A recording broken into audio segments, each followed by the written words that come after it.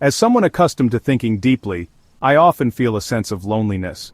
Whenever I try to explore complex issues, I am met with empty stares, awkward silences, or the topic quickly shifts to light-hearted small talk. I once thought there was something wrong with me, until I began studying history and psychology, and realized it wasn't my fault. Rather, society generally resists deep thinkers.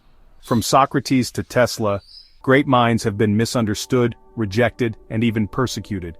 Their stories made me realize that society fears not wisdom itself, but the truths that wisdom reveals. What follows is a reflection combining history, psychology, and my own experiences, which I hope will offer some insight to other deep thinkers who also feel lonely. Since childhood, I loved asking why, a simple question that others might smile off. I would investigate late into the night, trying to uncover the underlying logic. However, this habit often left me feeling alienated in social settings. When I tried to share a profound idea, friends would either change the subject or interrupt me with, "Don't think too much." At first I thought I was expressing myself poorly, but later I realized the problem wasn't what I said, it was that my thinking unsettled them. Psychologists call this the mirror effect. Deep thinkers not only bring new ideas but also unintentionally reflect others' limitations. Standing next to someone strong or wealthy, I might feel envy but not denial of myself. But when facing someone exceptionally wise, their insight can subtly trigger my own feelings of inferiority. Not because they are arrogant, but because their presence highlights my shortcomings. This feeling is uncomfortable, and human instinct leads us to protect ourselves by avoiding such discomfort. As a result, deep thinkers are often pushed to the social margins, not because we seek solitude, but because society subconsciously rejects us. I wondered why intelligence incites more hostility than strength or wealth.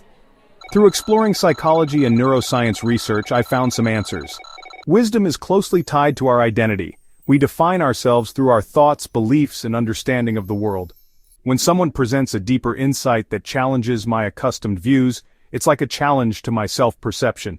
This shock is unsettling, and can activate the amygdala in the brain responsible for fear, as if the clash is not intellectual but a threat to survival. Human brain evolution further explains this. In ancient times, survival depended on group acceptance. Challenging tribal norms could lead to exile, essentially death.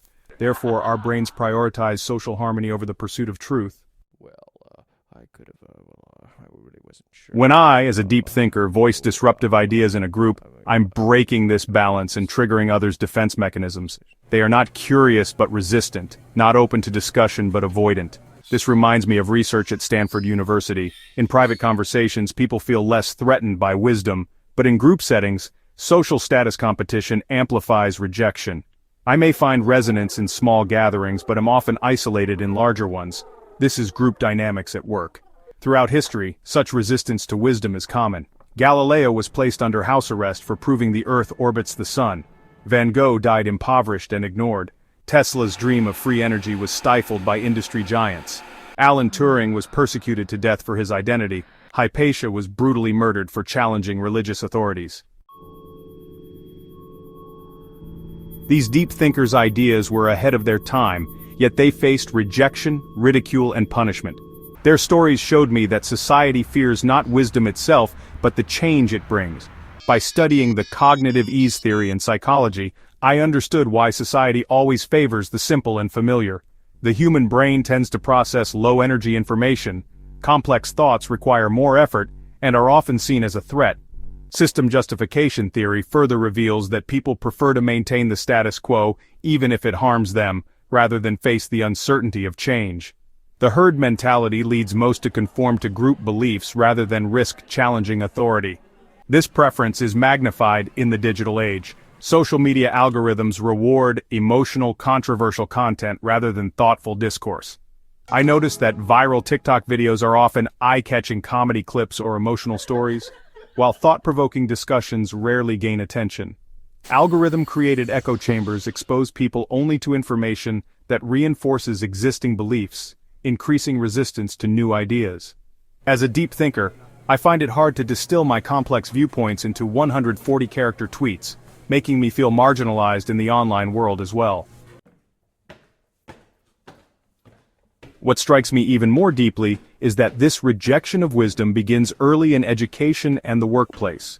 Schools outwardly encourage critical thinking, but reward obedience and rote memorization more.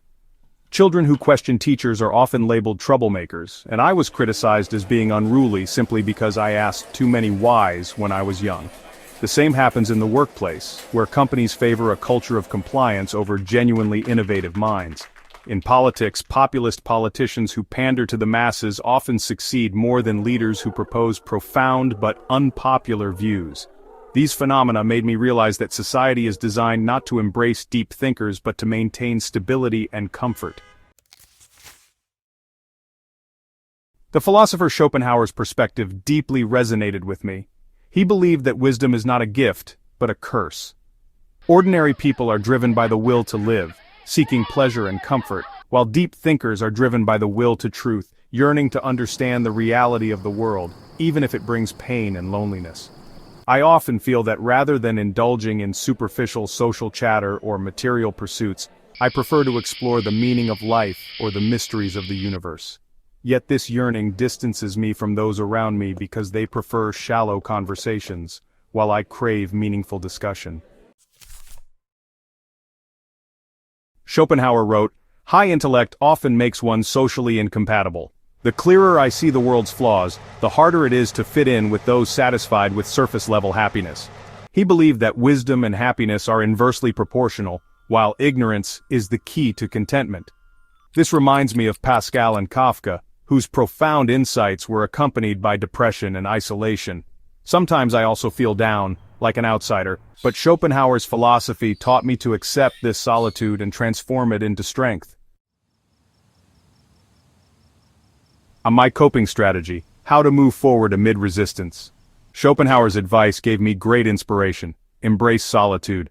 I have come to see solitude as a privilege rather than a punishment. On quiet nights I immerse myself in books, writing, or contemplation, experiencing a joyful sense of freedom, seek like-minded souls. I realized not everyone is ready for profound conversations. I started looking for kindred spirits through online communities, philosophical discussion groups, or by reading works of great thinkers. Share wisely. I've learned to observe the situation and choose appropriate ways to express my thoughts. Einstein said that if you cannot explain a concept simply, it means you don't truly understand it yet. I try to convey complex ideas in more accessible language rather than overwhelming my listeners. My belief: the mission of the deep thinker. History tells me that deep thinkers have never been easily accepted by society, yet they are the ones who propel humanity forward. Galileo challenged the authority of the church, Tesla laid the foundation for modern electricity, and Turing pioneered the computer age. Their ideas were rejected during their lifetimes but changed the world after them. As a deep thinker, I believe my mission is not to blend into the mainstream but to persist in pursuing truth, even if it means loneliness.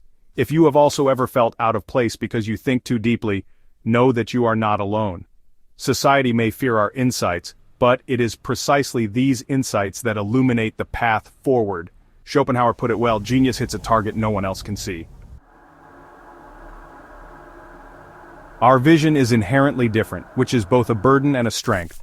Let us continue to think, question, and explore because the world needs us, even if it is not yet ready to embrace us. Do you have similar experiences? Feel free to share your story, and let's explore together how to go further down the path of deep thinking.